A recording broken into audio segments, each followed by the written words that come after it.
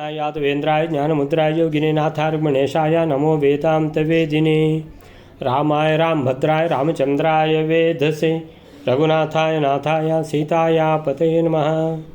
मनोजवं मारुततुल्यवेगं जितेन्द्रियं बुद्धिमतां वरिष्ठं वातात्मजं वानरयोत्तममुख्यं श्रीरामदूतं शरणं प्रपद्ये।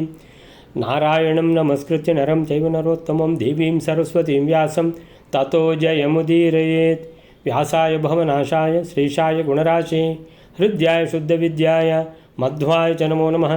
तपस्वाध्याय शुश्रूषा कृष्णपूजारतं मुनिं विश्वेशमिष्टदं वन्दे परिव्राट् चक्रवर्तिनं श्रीगुरुभ्यो नमः। हरिः ओम्। ಸೊ ಹಂಸ ಡಿಬಿಕರ ಮತ್ತು ಕೃಷ್ಣ ಬಲರಾಮರ ಮಧ್ಯದಲ್ಲಿ ಯುದ್ಧ. ಸೊ ಆ ಯುದ್ಧದಲ್ಲಿ ಈಗ ಕೃಷ್ಣನ ಜೊತೆಗೆ ಹಂಸನ ಯುದ್ಧ ನಡೀತಾ ಇದೆ. ಸೊ ಡಿಬಿಕನ ಜೊತೆಗೆ ಬಲರಾಮ ಯುದ್ಧ ಮಾಡ್ತಾ ಇದ್ದಾನೆ. ಸೊ ಹೀಗೆ ಏನಾಗ್ತದೆ ಈ ಯುದ್ಧದಲ್ಲಿ ಅನ್ನುವಂಥದ್ದು ನೋಡುವ. ಸೊ 288 ಆಗಿದೆ. ಈಗ ಸಾತ್ಯಕಿ ಮಾತ್ರ ಅವನನ್ನು ಕೊಂದೇ ಬಿಡ್ತಾನೆ. ಯಾರನ್ನು? ತಾತನನ್ನು, ಸಾಲ್ವರಾಜ ಬ್ರಹ್ಮದತ್ತನನ್ನು ಕೊಂದು ಬಿಡ್ತಾನೆ. ಅವನ ತಲೆ ಕೆಳಗೆ ಬಿದ್ದಾಗ ಮಧ್ವರು ಹೇಳ್ತಾರೆ, ಆ ಅಂಬೆ ಅಂತೇಳಿದರೆ ದೇವಕನ್ಯೆಯವಳು, ಅಂದರೆ ಶಾಪಗ್ರಸ್ತೆ ಆದ್ದರಿಂದ ಅವನನ್ನು ಮೋಹಿಸಿದ್ದವಳು. ಯಾರನ್ನು? ಆ ಸಾಲ್ವರಾಜ ಮಹಾಪಾಪಿಷ್ಟವನು. ಸೊ ಅಂಥ ಅಂಬೆ ದೇವಕನ್ಯೆ ಮೋಹಿಸಿದ ತಲೆ ಉರುಳಿ ಬಿತ್ತು ನೋಡಿ ಅಂತ ಹೇಳ್ತಾ ಇದ್ದಾರೆ. ಅಲ್ಲಿಂದ ಈಗ ಹಂಸನ ಜೊತೆಗೆ ಏನು ಯುದ್ಧ ಆಗ್ತಾ ಇದೆ ಕೃಷ್ಣ ಮತ್ತು ಹಂಸರ ಮಧ್ಯದಲ್ಲಿ ಅದನ್ನು ನೋಡುವ. ಈಗ 289ನೇ ಶ್ಲೋಕ. ಈಗ ಹರಿಸ್ತು ಹಂಸ ಮುಲ್ಬಣೈಃ ಶರೈಃ ಸಮರ್ದಯನ್ ಬಲಂ ಜಘಾನ ತಸ್ಯ ಸರ್ವಶೋ ನ ಕಶ್ಚಿದತ್ರ ಶೇಷಿತಃ. ಹರಿಃ ತು ಹಂಸಂ ಉಲ್ಬಣೈಃ ಶರೈಃ ಸಮರ್ದಯನ್ ಬಲಂ ಜಘಾನ ತಸ್ಯ ಸರ್ವಶಃ ನ ಕಶ್ಚಿದ್ ಅತ್ರ ಶೇಷಿತಃ. ಸೊ ಈ 289ನೇ ಶ್ಲೋಕಕ್ಕೆ ನಾರಾಯಣ ತಂತ್ರಿಗಳು ಏನು ಹೇಳ್ತಾರೆ ಅಂದರೆ, ಶ್ರೀಕೃಷ್ಣನಾದರೂ ಕ್ರೂರಗಳಾದ ಬಾಣಗಳಿಂದ ಹಂಸಾಸುರನನ್ನು ಚೆನ್ನಾಗಿ ಪೀಡಿಸುತ್ತಾ ಆ ಹಂಸಾಸುರನ ಎಲ್ಲ ಸೇನೆಯನ್ನು ಸಂಹರಿಸಿದನು. ಈ ಯುದ್ಧದಲ್ಲಿ ಯಾವನೊಬ್ಬನೂ ಉಳಿಯಲಿಲ್ಲ ಅಂತೇಳಿದ್ರೆ ಈಗ ರಿಸಲ್ಟ್ ಬರಲಿಕ್ಕೆ ಶುರುವಾಗಿದೆ. ಒಂದೊಂದೇ ರಿಸಲ್ಟ್. ಸಾತ್ಯಕಿಯಿಂದ ಫಸ್ಟ್ ರಿಸಲ್ಟ್, ತಾತ ಸತ್ತೋಗ್ತಾನೆ. ಸೊ ಆ ನಂತರದ ನೆಕ್ಸ್ಟ್ ರಿಸಲ್ಟ್ ಏನು ಅಂತ ಹೇಳಿದ್ರೆ, ಈಗ ಹರಿಹಿ ಭಗವಂತ ಯಾರ ಹತ್ರ ಯುದ್ಧ ಮಾಡ್ತಾ ಇದ್ದಾನೆ? ಹಂಸನನ್ನು ಹೇಳ್ತಾರೆ ಹಂಸಾಸುರ ಅಂತ. ಹಂಸ ಅಂದರೆ ಅವನು ಹಂಸ ಅಲ್ಲ, ಡಿಬಿಕಾ ಅಂದರೆ ಡಿಬಿಕಾ ಅಲ್ಲ, ಅವನು ಡಿಬಿಕಾಸುರ. ಸೊ ಈ ಹಂಸಾಸುರನನ್ನು ಹಂಸಂ ಬಲಂ ಅಂತೇಳಿದರೆ ಬಲಿಷ್ಠನಾದ ಈ ಹಂಸಾಸುರನನ್ನು ಹರಿಯು ಶರೈಹಿ ಸಮರ್ದಯನ್ ತನ್ನ ಬಾಣಗಳಿಂದ ಅವನನ್ನು ಮರ್ದಿಸಿದ, ಪೀಡಿಸಿದ.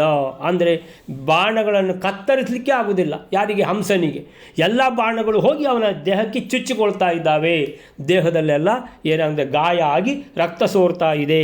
ಸಮರ್ದಯನ್ ಚೆನ್ನಾಗಿ ಪೀಡಿಸಿದ, ಚೆನ್ನಾಗಿ ಗಾಯಗೊಳಿಸಿದ, ಚೆನ್ನಾಗಿ ಘಾಸಿಗೊಳಿಸಿದ ಕೃಷ್ಣನು ತನ್ನ ಬಾಣಗಳಿಂದ.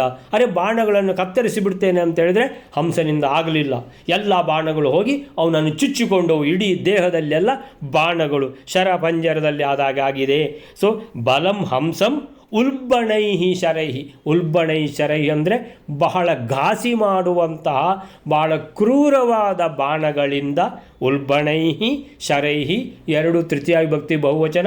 ಬಹಳ ಕ್ರೂರಿಗಳಾದ ಬಾಣಗಳಿಂದ. ಸಂಸ್ಕೃತದಲ್ಲಿ ಹಾಗೆ ಬರ್ತದೆ, ಕ್ರೂರವಾದ ಬಾಣಗಳಿಂದ ಅಂತ ಇಲ್ಲ. ಸೊ ಕ್ರೂರವಾದ ಬಾಣಗಳಿಂದ ಅಂತ ಹೇಳಿದರೆ, ಕ್ರೂರವಾದ ಅಂದರೆ ಅದು ಏಕವಚನ ಇದ್ದಂಗೆ ಕಾಣ್ತದಲ್ಲ. ಕ್ರೂರಿಗಳಾದ ಬಾಣಗಳಿಂದ ಈ ಥರ ಸಂಸ್ಕೃತದಲ್ಲಿ ಬರುವುದು. ಸೊ ಉಲ್ಬಣೈಹಿ ಶರೈಹಿ ಸಮರ್ದಯನ್. ಭಗವಂತ ಅವನನ್ನು ಪೀಡಿಸಿದ. ಇಡೀ ದೇಹ ಅನ್ನೋ ಅಂಥದ್ದನ್ನು ಏನು ತನ್ನ ಬಾಣಗಳಿಂದ ಘಾಸಿಗೊಳಿಸಿ ಏನು ಮಾಡಿದ? ಮರ್ದನ ಮಾಡಿದ. ಅರ್ಧಯನ್ ಅಂತೇಳಿದರೆ ಪೀಡೆ ಕೊಡೋದು, ಘಾಸಿ ಕೊಡೋದು, ನೋವು ಕೊಡೋದು. ಸೊ ಕೊಟ್ಟು ಜಘಾನ ತಸ್ಯ ಸರ್ವಶೋ ನ ಕಶ್ಚಿದತ್ರ ಶೇಷಿತಃ. ಆಮೇಲಿಂದ ಇದು ಹಂಸನದ ಕಥೆ ಆಯಿತು. ಅವನ ಹಿಂದೆ ಅಷ್ಟು ಸೈನ್ಯ ಉಂಟಲ್ಲ, ಏನು 1/4 ಸೈನ್ಯ ಮಾತ್ರ ಉಳಿದಿತ್ತು. ಆ ಉಳಿದ ಸೈನ್ಯವನ್ನು ಕೂಡ ತಸ್ಯ ಸರ್ವಶಃ, ಅವನ ಎಲ್ಲವನ್ನು ಅಂತ ಹೇಳಿದರೆ ಅವನ ಎಲ್ಲ ಸೈನ್ಯವನ್ನು ತಸ್ಯ ಸರ್ವಶಃ ಏನಾರು ಮಾಡಿದ, ಜಘಾನ ಕೊಂದು ಹಾಕಿದ. ಯಾರದ್ದು? ಆ ಹಂಸಾಸುರನ ಇಡೀ ಎಷ್ಟು ಸೈನ್ಯ ಅವನ ಹಿಂದೆ ಇದೆಯೋ ಅದನ್ನೆಲ್ಲವನ್ನು ಕೊಂದಾಕಿದ. ತಸ್ಯ ಸರ್ವಶಃ ಜಘಾನ ನ ಕಶ್ಚಿದತ್ರ ಶೇಷಿತಃ. ಇನ್ನು ಯಾರು ಉಳ್ಕೊಂಡಿದ್ದಾರೆ ಅಂತ ಹೇಳಿದ್ರೆ ಅವನೊಬ್ಬನೇ ಉಳ್ಕೊಂಡಿದ್ದಾನೆ. ಆ ಕಡೆ ಡಿಬಿಕ ಒಬ್ಬ ಉಳ್ಕೊಂಡಿದ್ದಾನೆ, ಇನ್ಯಾರಿಲ್ಲ. ಹಂಸ ಮತ್ತು ಡಿಬಿಕರು ಅಷ್ಟೇ.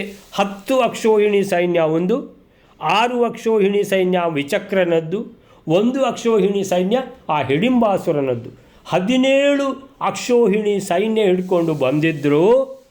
ಈಗ ಉಳಿದದ್ದು ಯಾರು ಅಂತೇಳಿದರೆ ಹಂಸಾಸುರ, ಡಿಬಿಕಾಸುರ ಇಬ್ಬರೇ ಉಳಿದಿದ್ದಾರೆ. ಡಿಬಿಕಾಸುರನನ್ನು ಬಲರಾಮ ಯುದ್ಧ ಮಾಡ್ತಾ ಇದ್ದಾನೆ, ಹಂಸನ ವಿರುದ್ಧ ಕೃಷ್ಣ ಯುದ್ಧ ಮಾಡ್ತಾ ಇದ್ದಾನೆ. ಕೃಷ್ಣ ಯುದ್ಧ ಮಾಡಿಬಿಟ್ಟು ಆ ಹಂಸಾಸುರನನ್ನು ಇಡೀ ದೇಹದಲ್ಲಿ ಎಲ್ಲಿಯೂ ಜಾಗ ಇಲ್ಲ, ಇನ್ನು ಬಾಣವನ್ನು ಹೊಡೆದು ಚುಚ್ಚುವ ಅಂತೇಳಿದರೆ ಇಡೀ ಶರೀರ ತುಂಬ ಬಾಣಗಳು ಚುಚ್ಚಿಕೊಂಡಿವೆ.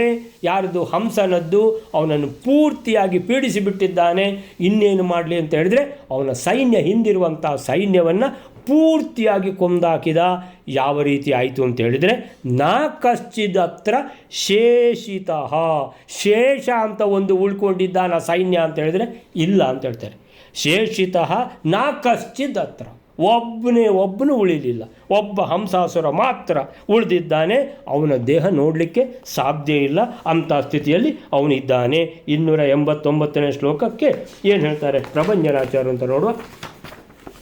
289ನೇ ಶ್ಲೋಕಕ್ಕೆ ಶ್ರೀಕೃಷ್ಣನು ಹಂಸನನ್ನು, ಶ್ರೀಕೃಷ್ಣನು ಹರಿಹಿ ತು ಹಂಸಂ, ಹಂಸನನ್ನು, ಎಂಥ ಹಂಸ?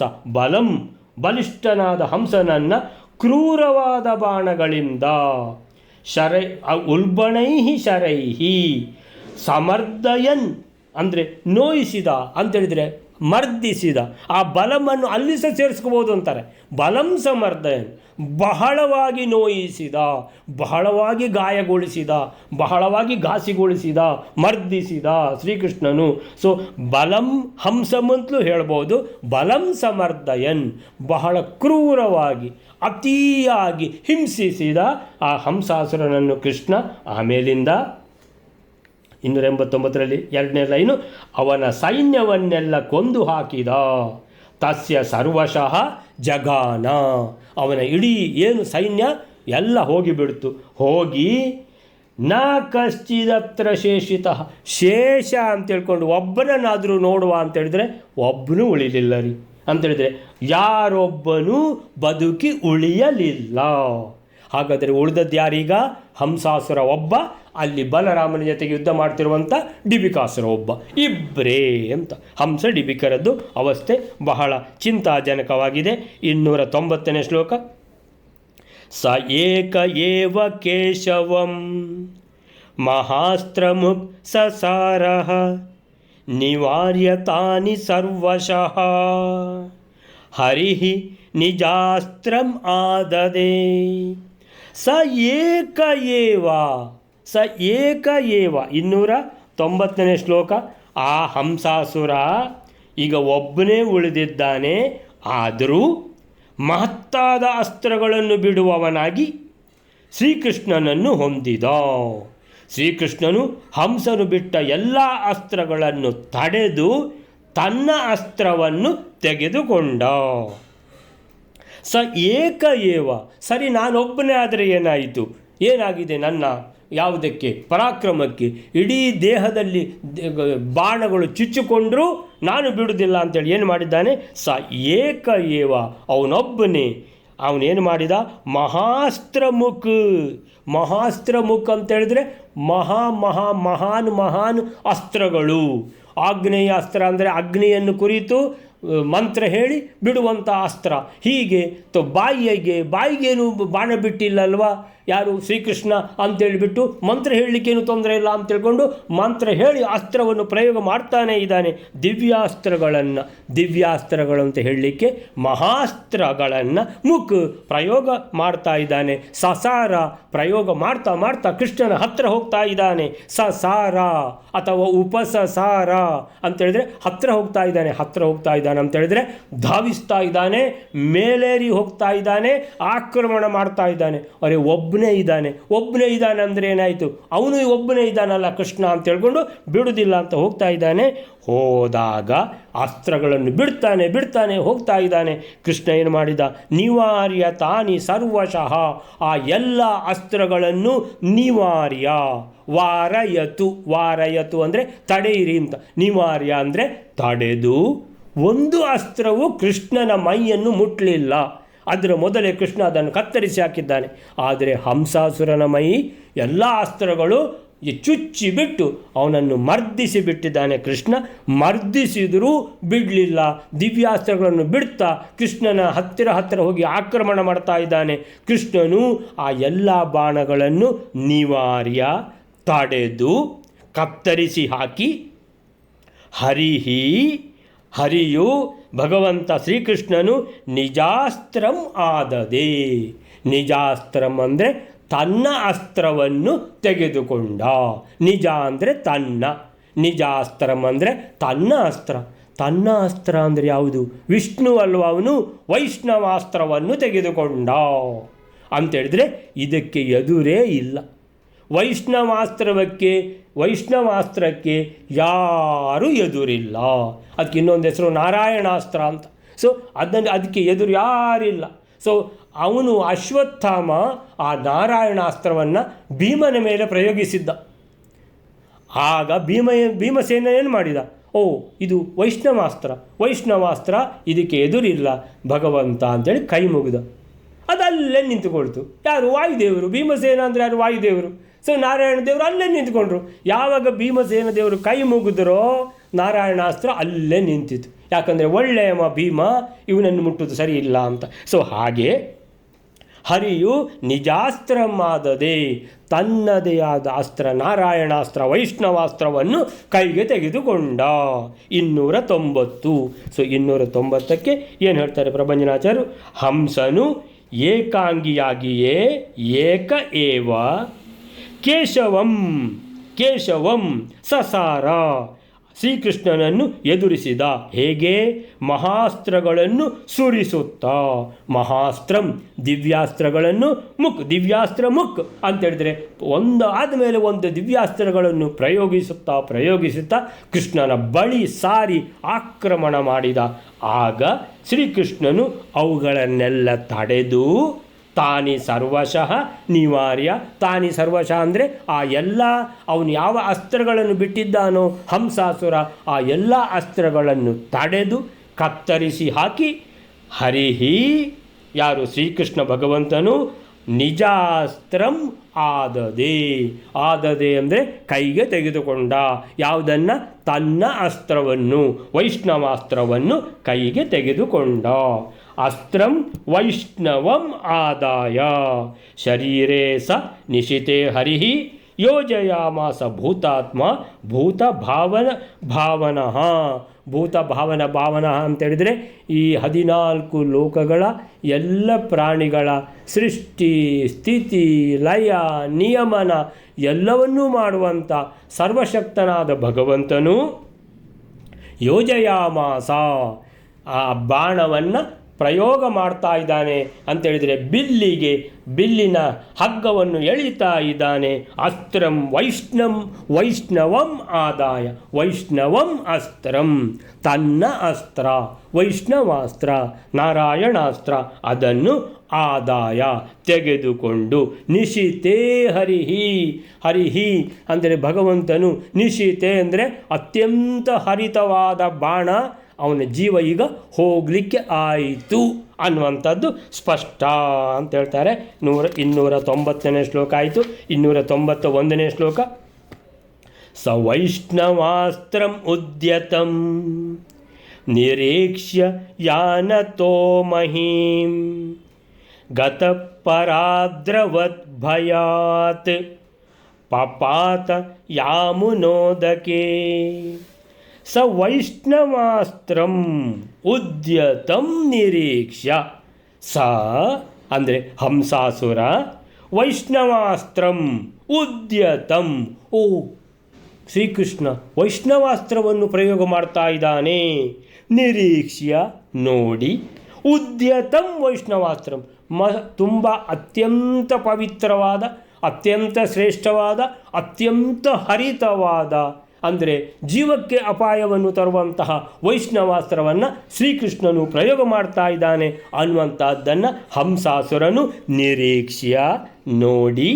ಉದ್ಯತಂ ವೈಷ್ಣವಾಸ್ತ್ರಂ, ಉದ್ಯತಂ ಅಂದರೆ ಬಿಲ್ಲನ್ನು ಎಳಿತಾ ಇದ್ದಾನೆ, ಹಗ್ಗವನ್ನು ಈಗ ಬಿಟ್ಟರೆ ಜೀವವೇ ಹೋಗ್ತದೆ ಅಂತ ಅದನ್ನು ನೋಡಿ ನಾನೀಗ ಸುಟ್ಟು ಬೂದಿ ಆಗ್ತೇನೆ ಅಂತ ತಿಳಿದು ಏನು ಮಾಡಿದ?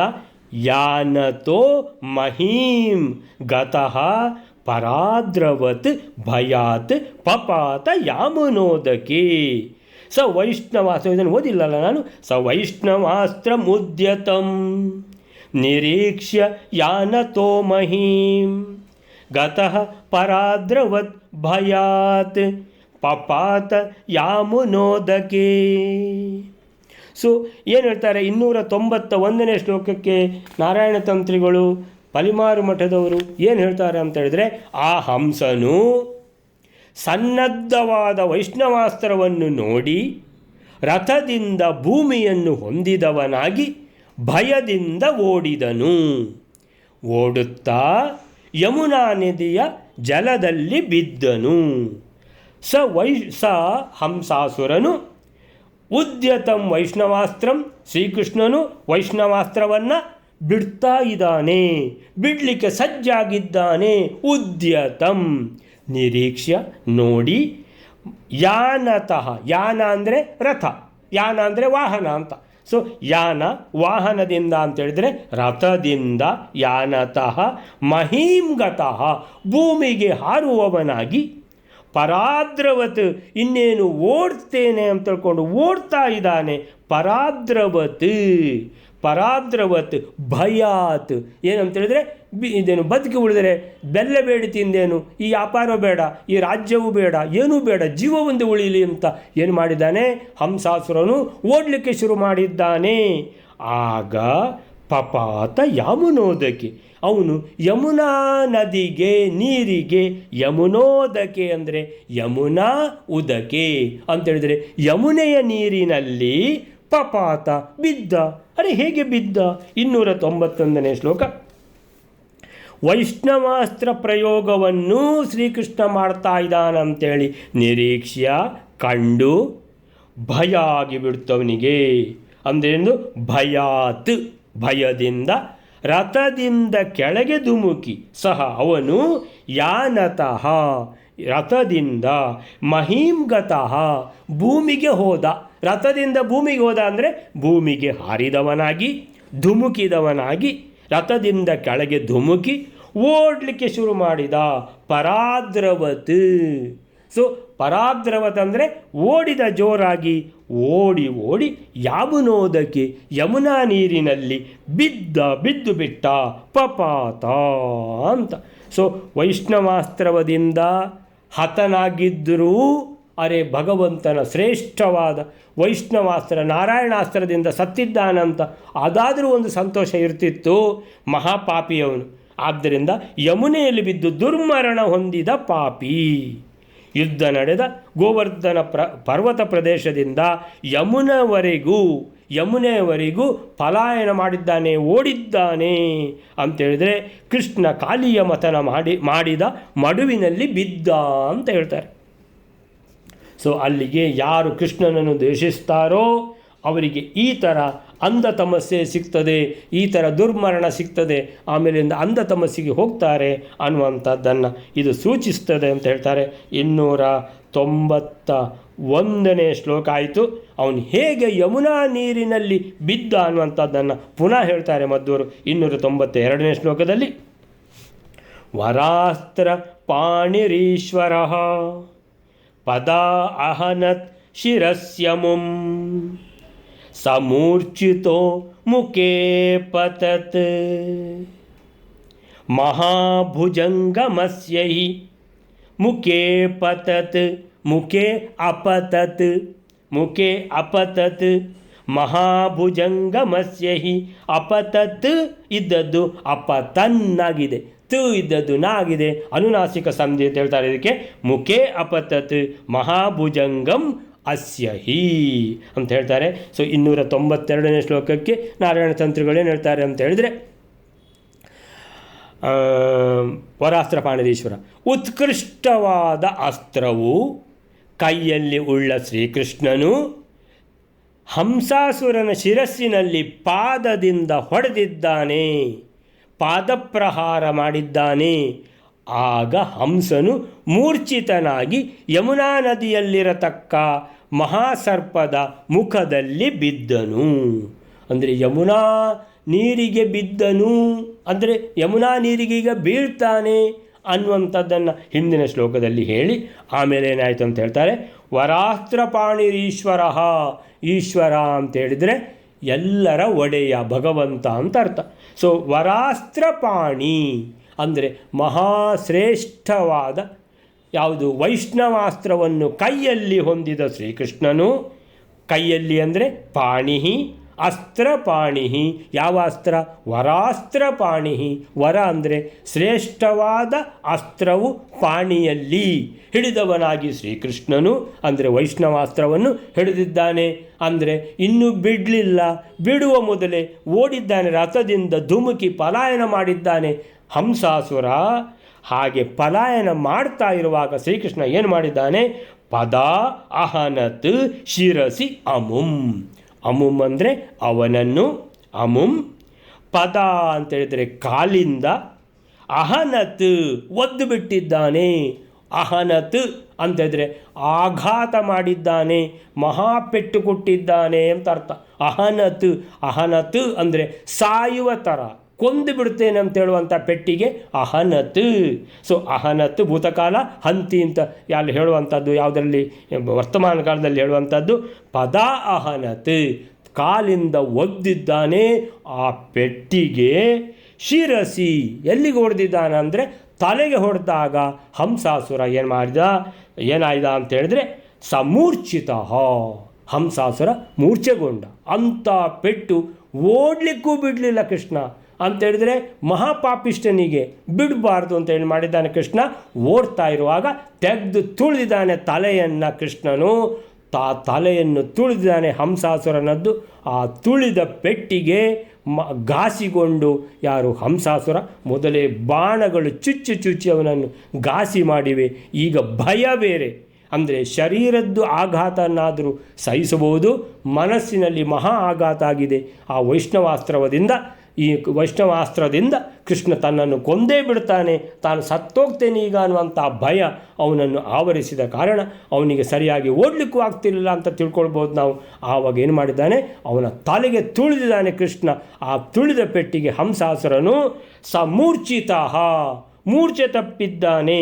ಮೂರ್ಛೆ ತಪ್ಪಿದವನು ಏನಾಗಿದೆ, ಉರುಳಿ ಉರುಳಿ ಪಾತಾಳಕ್ಕೆ ಬಿದ್ದಿದ್ದಾನೆ. ಪಾತಾಳ ಕೆಳಗೆ ಹರಿತಾ ಇದೆ ಯಮುನೆ. ಅದು ಯಾವ ಯಮುನೆ ಅಂತೇಳಿದರೆ ಕಾಳಿಂಗ ಮರ್ದನ ಮಾಡಿದ ಮಡು ಅದು ಅಂತೇಳಿದರೆ ಮಹಾ ಆಳ. ಅದು ಎಷ್ಟು ಆಳ ಅಂತೇಳಿದರೆ ಲೆಕ್ಕ ಇಲ್ಲದಷ್ಟು ತಗೊಂಡೋಗಿ ಸೀದಾ ಪಾತಾಳಕ್ಕೆ ತೆಗೆದುಕೊಂಡು ಹೋಗುವಂತಹ, ನಾಗಲೋಕಕ್ಕೆ ತೆಗೆದುಕೊಂಡು ಹೋಗುವಂಥದ್ದು ಅಂಥ ಮಡು ಅದು. ಆ ಮಡುವಿಗೆ ಬಿದ್ದಿದ್ದಾನೆ. ಆ ಮಡುವಿಗೆ ಬಿದ್ದಾಗ ಅಲ್ಲಿ ಮಹಾಭುಜಂಗ, ಮಹಾಭುಜಂಗ ಅಂತೇಳಿದರೆ ಮಹಾಸರ್ಪ ಅಂತೇಳಿ ಕಾಳಿಂಗ ಸರ್ಪ ಅಂತ ತಿಳ್ಕೊಬೋದು. ದೊಡ್ಡದಾದ ಕಾಳಿಂಗ ಸರ್ಪದ ಮುಖಕ್ಕೆ ಬಿದ್ದಿದ್ದಾನೆ. ಮಹಾಭುಜಂಗಂ ಮುಖೇ ಅಪತತ್. ಮುಖೆ ಅಂದರೆ ಅದು ಬಾಯಿ ತೆರ್ಕೊಂಡುಂಟು, ಬಾಯಿ ಒಳಗೆ ಹೋಗಿಬಿಟ್ಟಿದ್ದಾನೆ ಈ ಹಂಸಾಸುರ. ಹಾಗಾದರೆ ಅದು ಎಷ್ಟು ದೊಡ್ಡದಿತ್ತು ಅಂತ ನೀವು ಆಲೋಚನೆ ಮಾಡಿ. ಅದಕ್ಕೋಸ್ಕರನೇ ಖಾಲಿ ಭುಜಂಗ ಅಂತ ಹೇಳಲಿಲ್ಲ, ಮಹಾಭುಜಂಗ ಅಂತ ಹೇಳಿದ್ದಾರೆ. ಅಂತೇಳಿದರೆ ಬಹಳ ದೊಡ್ಡ ಈ ಭುಜಂಗ ಸರ್ಪ ಇದು. ಆ ಸರ್ಪದ ಬಾಯೊಳಗೆ ಹೋಗಿಬಿಟ್ಟಿದ್ದಾನೆ ಹಂಸಾಸುರ. ಸೊ ಮಹಾಭುಜಂಗಂ ಮುಖೆ, ಮಹಾಭುಜಂಗಂ ಭುಜಂಗಂ ಅಸ್ಯ ಮುಖೇ ಅಪತತ್. ಅದರ ಮುಖದಲ್ಲಿ ಬಿದ್ದ ಹಂಸಾಸುರ. ಅಂದರೆ ಯಮುನಾ ನದಿಗೆ ಬಿದ್ದ ಅಂತ ಹೇಳುವಾಗ ಯಮುನಾ ನದಿಗೆ ಹೇಗೆ ಬಿದ್ದ ಅಂತ ಹೇಳಿದರೆ ಓಡ್ತಾ ಇರುವವನ ತಲೆಗೆ ತುಳಿದ ಕೃಷ್ಣ. ಆ ತುಳಿದಾಗ ಹಂಸಾಸುರ ಮೂರ್ಛೆಗೆ ಹೋಗಿಬಿಟ್ಟ. ಒಂದು ಮೊದಲೇ ಭಯದಿಂದ ಅವನು ಬಾಣಗಳಿಂದ ಮರ್ದಿತನಾಗಿದ್ದ, ಭಯದಿಂದ ಸತ್ತೇ ಹೋಗ್ತೇನೆ ಅನ್ನುವಂಥ ಭಯ ಅವನನ್ನು ಕಾಡಿತ್ತು. ಆವಾಗ ಅವನ ಓಡ್ತಾ ಇರುವಾಗ ತಲೆಗೆ ಬಿದ್ದ ಪೆಟ್ಟಿಗೆ ಕಾಲಿಂದ ಒದ್ದು ಬಿಟ್ಟಾಗ ಕೃಷ್ಣ ಅವನಿಗೆ ತಲೆಗೆ ಪೆಟ್ಟು ಬಿತ್ತು. ಆವಾಗ ಮೂರ್ಛೆಗೊಂಡವ, ಮೂರ್ಛಿತನಾಗಿ ಉರುಳಿ ಬಿದ್ದ ಪಾತಾಳಕ್ಕೆ ಕೆಳಗೆ ಅಂತೇಳಿದರೆ ಕಡಿಮೆ, ಅಲ್ಲಿ ಕೆಳಗಿಂದ ಹರಿತಾ ಇದೆ ಯಮುನೆ.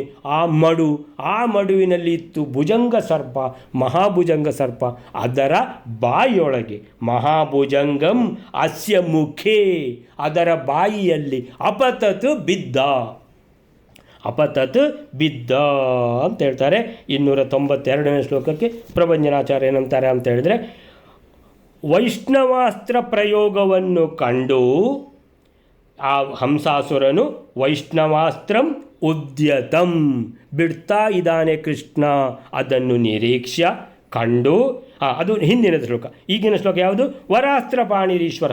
ಶ್ರೀಕೃಷ್ಣನು ಶ್ರೇಷ್ಠವಾದ ವೈಷ್ಣವಾಸ್ತ್ರವನ್ನು ಕೈಯಲ್ಲಿ ಹಿಡಿದುಕೊಂಡೇ ವರಾಸ್ತ್ರ ಪಾಣಿಹಿ, ವರಾಸ್ತ್ರ ಕೈಯಲ್ಲಿ ಇನ್ನೂ ಬಿಡಲಿಲ್ಲ, ಆ ಥರನೇ ಇದ್ದಾನೆ ಕೃಷ್ಣ.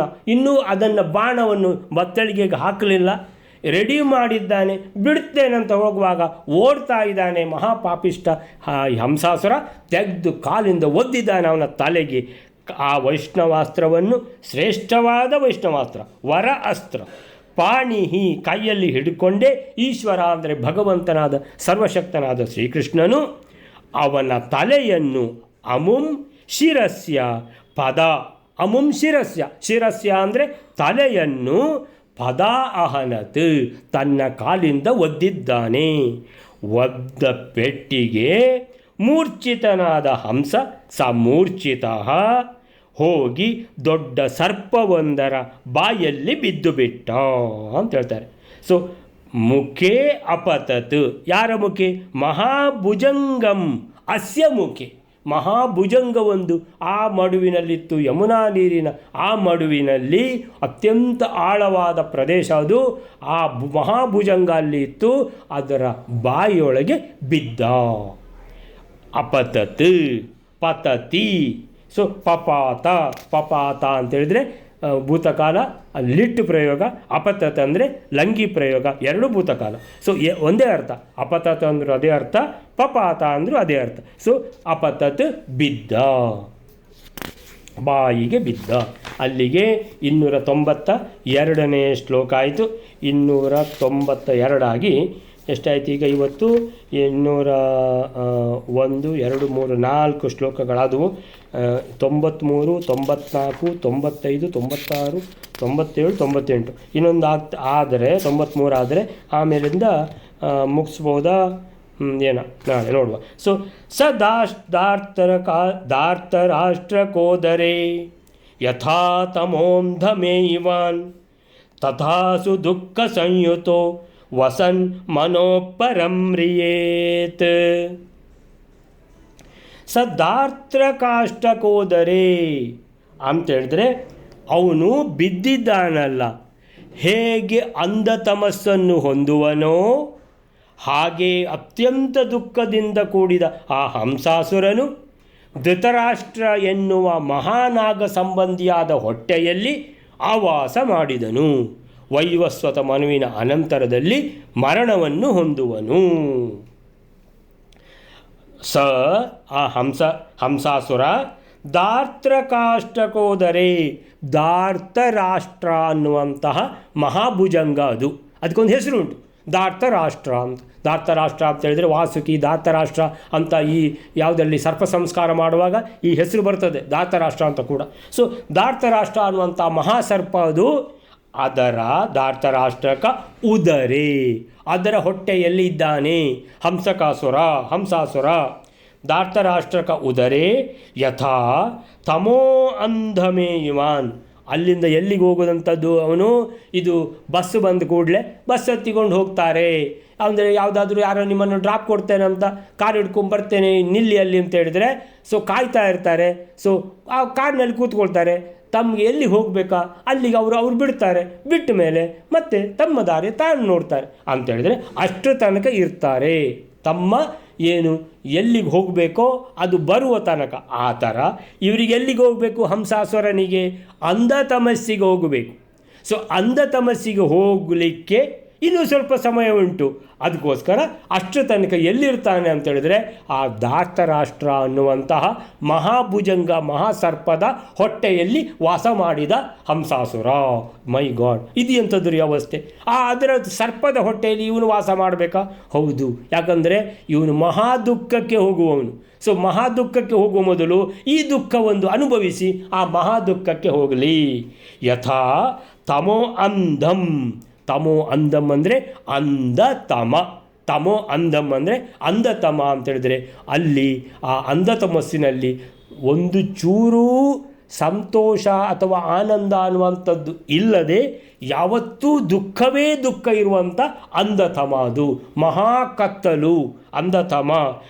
ಏಯಿವಾನ್ ಅದಕ್ಕೆ ಹೋಗುವವನು, ಅದನ್ನು ಹೋಗಿ ಮುಟ್ಟುವವನು ಏಯಿವಾನ್ ಅವನು. ಯಥಾ ತಮೋ ಅಂಧಂ ಏಯಿವಾನ್ ಅಲ್ಲಿಗೆ ಹೋಗಬೇಕಲ್ಲ. ಸೊ ತಥಾ ದುಃಖ ಸಂಯುತೋ ವಸನ್.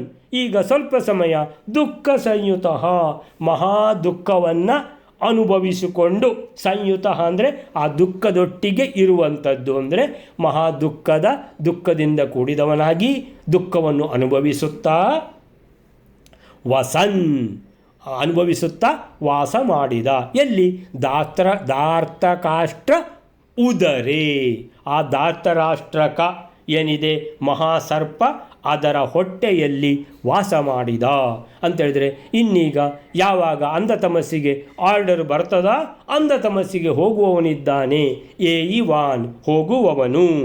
ವಸನ್ ಅಲ್ಲಿ ವಾಸ ಮಾಡಿದ ಅಂದರೆ ಯಾವಾಗಪ್ಪ ಅಂಧತಮಸ್ಸಿಗೆ ಹೋಗುವುದು ಅಂತೇಳಿದರೆ ಮನೋಪರಂ ಮ್ರಿಯೇತ್. ಮನೋಪರಂ ಅಂದರೆ ಇನ್ನೀಗ ಅವನು ಸಾಯ್ಬೇಕಲ್ಲಿ. ಈಗ ಬದುಕಿದ್ದಾನೆ ಆದರೆ ಹೊಟ್ಟೆ ಒಳಗಿದ್ದಾನೆ ಅಂದರೆ ಅಲ್ಲಿ ಮನೋಪರಂ ಅಂದರೆ ಈ ಮನುಕಲ್ಪದ ಅಂತ್ಯದಲ್ಲಿ, ಮನ್ವಂತರದ ಅಂತ್ಯದಲ್ಲಿ ಅವನು ಮ್ರಿಯೇತ್ ಸಾಯ್ತಾನೆ, ಸತ್ತು ಅಂಧತಮಸ್ಸಿಗೆ ಹೋಗ್ತಾನೆ. ಅಷ್ಟು ತನಕ ಏನಪ್ಪ ಸಂತೋಷ ಇದೆಯಾ ಅಂತ ಹೇಳಿದ್ರೆ ಹೌದು, ಭಾಳ ಸಂತೋಷ ಇದೆ. ಎಲ್ಲಿ? ಇದಿದೆಯಲ್ಲ ಧಾರ್ತರಾಷ್ಟ್ರ ಅಂತ ಹೇಳುವಂಥ ಮಹಾಭುಜಂಗದ ಹೊಟ್ಟೆಯೊಳಗೆ ಮಹಾ ದುಃಖವನ್ನು ಅನುಭವಿಸ್ತಾ ಇದ್ದಾನೆ. ಎಷ್ಟು ಸಮಯ ಅಂತ ಹೇಳಿದರೆ ಈ ಮನ್ವಂತರ ಮುಗಿಬೇಕು. ಮನ್ವಂತರ ಮುಗಿಯುವಾಗ ಸಾಯ್ತಾನೆ, ಸತ್ತು ಅಂಧತಮಸ್ಸಿಗೆ ಹೋಗ್ತಾನೆ. 293ನೇ ಶ್ಲೋಕಕ್ಕೆ ಏನು ಹೇಳ್ತಾರೆ ಇವರು ಪ್ರಭಂಜನಾಚಾರ್ಯ ಅಂದರೆ ಅವನು ಸಹ ಅಂದರೆ ಹಂಸಾಸುರ ಧೃತರಾಷ್ಟ್ರನೆಂಬ ಮಹಾಸರ್ಪದ ಉದರದಲ್ಲಿ ಧಾರ್ತರಾಷ್ಟ್ರಕ್ಕೆ ಹೋದರೆ ತಮಸ್ಸನ್ನು ಸೇರಿದವನಂತೆ. ಅಂದರೆ ಇನ್ನೇನು ಅಂಧ ತಮಸ್ಸೇ ಇದು, ಅದರದೊಂದು ಪಾರ್ಟ್ ಅಂತ ಇಟ್ಕೊಳ್ಳಿ. ಇದು ಅದರ ಹೊಟ್ಟೆ ಅಂದರೆ ಅಂಧ ತಮಸ್ಸಿನ ಒಂದು ಪಾರ್ಟ್.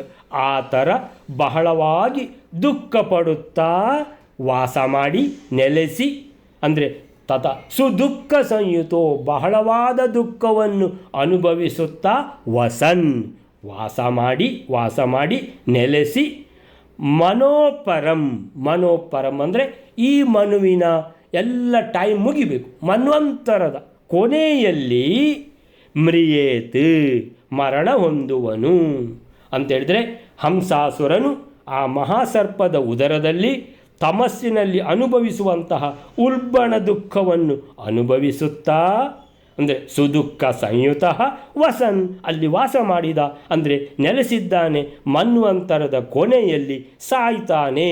ಮ್ರಿಯೇತ್ ಅಂದರೆ ಸಾಯುವವನಿದ್ದಾನೆ, ಅಲ್ಲಿಂದ ಮತ್ತೆ ಅಂಧತಮಸ್ಸಿಗೆ ಹೋಗ್ತಾನೆ ಅನ್ನುವಂಥದ್ದು. ಅಲ್ಲಿಗೆ 293ನೇ ಶ್ಲೋಕ ಕೂಡ ಆಯಿತು. ಅಲ್ಲಿಗೆ ಇವತ್ತು ನಿಲ್ಲಿಸ್ಕೊಳ್ಳೋಣ. ಈಗ ಹಂಸಾಸುರನ ಕತೆ ಮುಗಿತು, ಇನ್ನು ಡಿಬಿಕಾಸುರನ ಕತೆ ಮುಗಿದರೆ ಈ ಅಧ್ಯಾಯ ಕೊನೆಗೊಳ್ಳುತ್ತದೆ. ಸೊ ಕೃಷ್ಣ ಲೀಲಾಜಾಲವಾಗಿ ಹಂಸಾಸುರನ ಹಂಸಾಸುರನನ್ನು ಏನು ಮಾಡಿದ್ದಾನೆ, ಸಾಯಿಸಲೂ ಇಲ್ಲ. ಏನಂದರೆ ರುದ್ರದೇವ್ರದ್ದು ವರ ಉಂಟು, ಅವಧ್ಯತ್ವಂ ಅಂತ ಹೇಳ್ಕೊಂಡು, ಇಲ್ಲ ಸಾಯುವುದಿಲ್ಲ, ಬದುಕಿಕೊಂಡಿರಪ್ಪ. ಎಲ್ಲಿ ಬದುಕಿಕೊಂಡಿರು? ಬಹಳ ದುಃಖ ಇರುವಂತಹ ಆ ಯಾವುದು ಧೃತರಾಷ್ಟ್ರ ಎನ್ನುವಂತಹ ಆ ಮಹಾಸರ್ಪದ ಹೊಟ್ಟೆಯೊಳಗೆ ಬದುಕಿಕೊಂಡಿದ್ದಾನೆ. ಅಂದರೆ ಇದು ಬೇಕಾ ಈ ಥರ ಅವಧ್ಯತ್ವ? ಇರಲಿ ಒಂದು ಅವಧ್ಯತ್ವನೂ ಇರಲಿ ಅಪ್ಪ ಅಂತೇಳ್ಕೊಂಡು ಅದ್ರ ಹೊಟ್ಟೆಯಲ್ಲಿದ್ದಾನೆ. ಇನ್ನು ಟೈಮ್ ಬಂದಾಗ ಸಾಯ್ತಾನೆ ಮನ್ವಂತರದ ಕೊನೆಯಲ್ಲಿ ಅಂತ ಹೇಳುವಾಗ. ಸೊ ಇವತ್ತು ಮುಗಿಸ್ಕೊಳ್ಳೋಣ. ಶ್ರೀಕೃಷ್ಣ ಅರ್ಪಣ ಮಸ್ತು.